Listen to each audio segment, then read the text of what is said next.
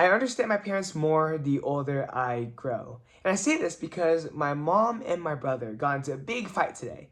They both went on an errand, and during that errand, my brother confronted my mom and he said, Mom, like, I bought this conditioner from Japan, and like, it was mine, but you used it without telling me, and like, come on, like, at least ask. And my mom was like, whoa, like, number one, she's a conditioner, and number two, I didn't have any conditioner at home, so I just thought it was okay to use yours, but like, I'm already in the process of getting you like new ones for my friends, or from your cousin when he goes to Japan, right? I'm gonna get you new ones.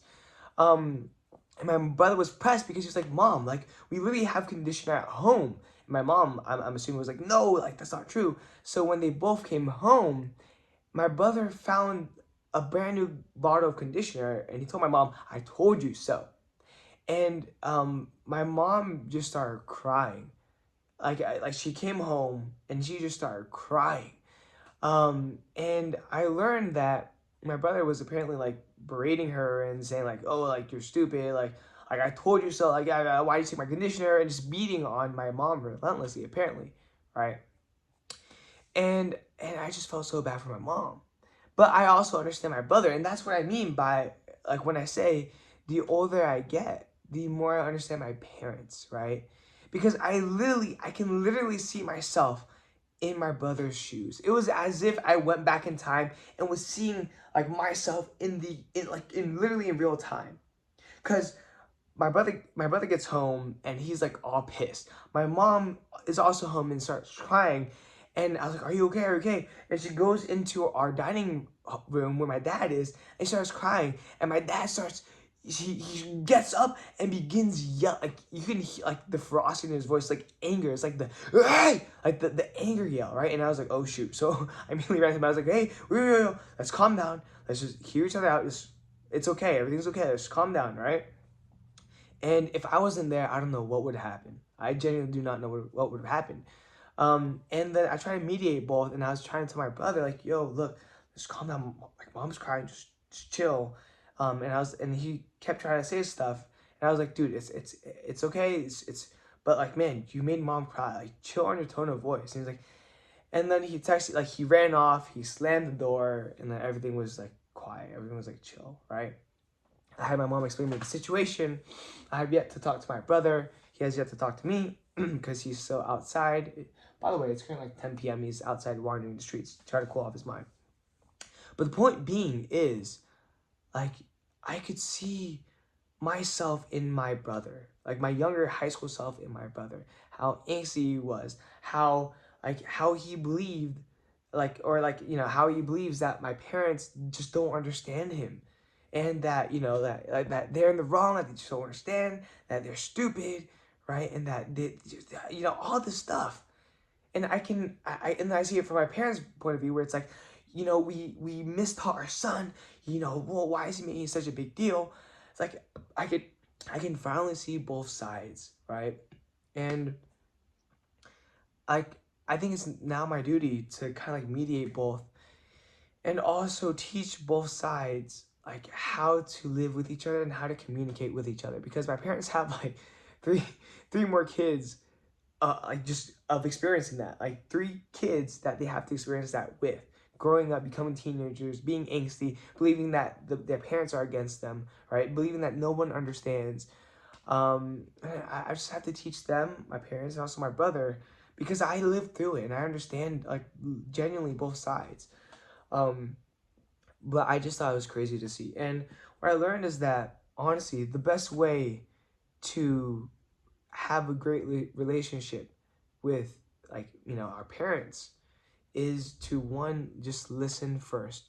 Two is just to communicate how we feel and in a very respectful way.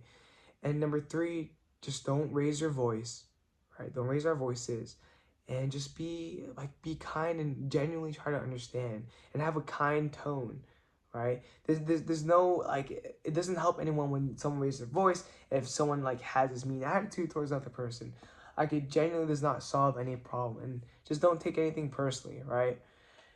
Oh man, and it sucks because I understand, like, how my parents felt back then with me too. Like, I genuinely believe, like, my parents don't understand. Like, I want to play video games with my friends. Why can't they understand? I just want to go out late. Why don't they understand? And my mom literally told me, and my dad, well, specifically my mom, she's like, Peter, when you grow older, you will understand. And now that I'm older, I can 100% with confidence say that I finally understand, right? And so I want to teach my brothers to be easy on our parents because they're genuinely doing their best, right? And to put things into perspective.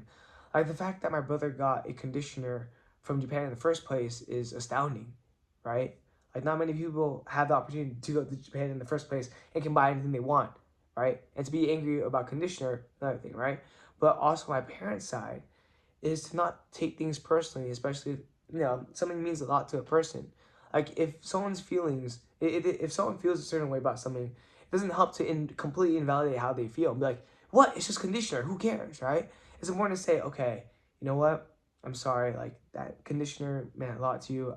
I completely apologize. Won't happen again. I'm doing my best to get it, and leave it at that, right?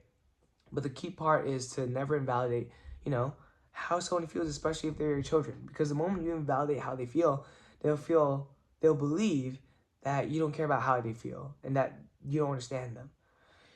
And so it's, wow, my mind is blown. Anyway, so yeah, overall, key action step for you if you're listening and if you want to have a great relationship with your parents, just from experience and just me effing up so many times with my own parents, is to communicate, right? Like my relationship with my parents is so much better now, and I'm so grateful for it.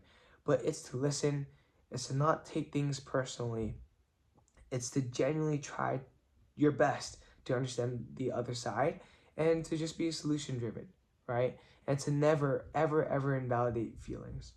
Those would be my 5 tips to a better relationship with your parents and honestly just anybody. But with that being said, I just came back from Yosemite. I went back home, hit the gym, got a good leg day in preparation for my half marathon, about 6, 7, just kidding, days. Rereading this book, it's a phenomenal book just to set myself straight for the new year, for the 2026 year. Shout out to my boy, Natalie, for getting me this keyboard. Very awesome keyboard. I love the click. Here, listen. Right, beautiful click. And I just have a lot of work to do, a lot of dreams to chase. And I just need to make sure that everything's set straight. So, yeah, and tomorrow, gonna be an exciting day. With that being said, this is a PLOG V1.168. Remember to be better daily. And yeah, if you want, feel free to hit that subscribe button. And I'll see you tomorrow. Peace out.